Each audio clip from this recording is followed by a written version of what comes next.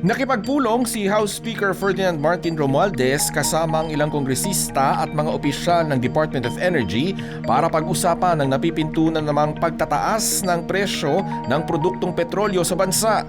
Sinabi ni Speaker Romualdez, layunin niyang hanapan ng win-win situation ang lingguhang pagtataas ng presyo ng petrolyo at ang matinding hagupit nito sa pamumuhay ng mga Pilipino. Kabilang din sa nasabing pagpupulong ang mga kinatawan ng oil companies.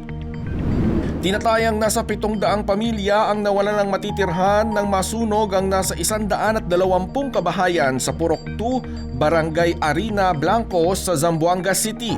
Ayon sa Bureau of Fire Protection, nagsimula ang sunog alas 8:39 kaninang umaga na umabot sa third alarm. Mag-aalauna na ng hapon nang naapula ang apoy. Mabilis na kumalat ang apoy dahil sa gawa sa light materials ang mga bahay. Agad iniutos ng lokal na pamahalaan ng Zamboanga ang pamamahagi ng tulong sa mga nasunugan na pansamantalang tumutuloy ngayon sa evacuation center. Inaalam pa ng mga otoridad ang pinagmulan ng sunog. Tuloy ang pagdaraos ng barangay at sangguniang kabataan elections sa Negros Oriental. Ito ay sa kabila ng panawagan na ipagpaliban ito dahil sa mga nangyaring karahasan sa probinsya, kabilang na ang pagpatay kay Governor Ruel Degamo noong March 4. Pero isa sa ilalim ang Negros Oriental sa kontrol ng COMELEC sa loob ng election period. Manatiling nakatutok sa mainit na balita, Zandro Ochona para sa All TV News.